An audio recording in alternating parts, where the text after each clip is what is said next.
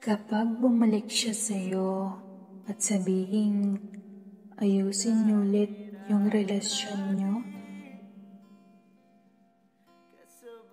huwag mo nang tatanggapin.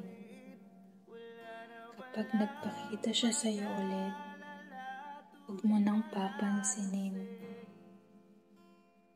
Kapag sinabihan kang mahal ka pa niya at namimiss ka na niya,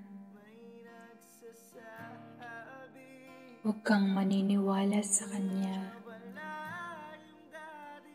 Alam mo kung bakit?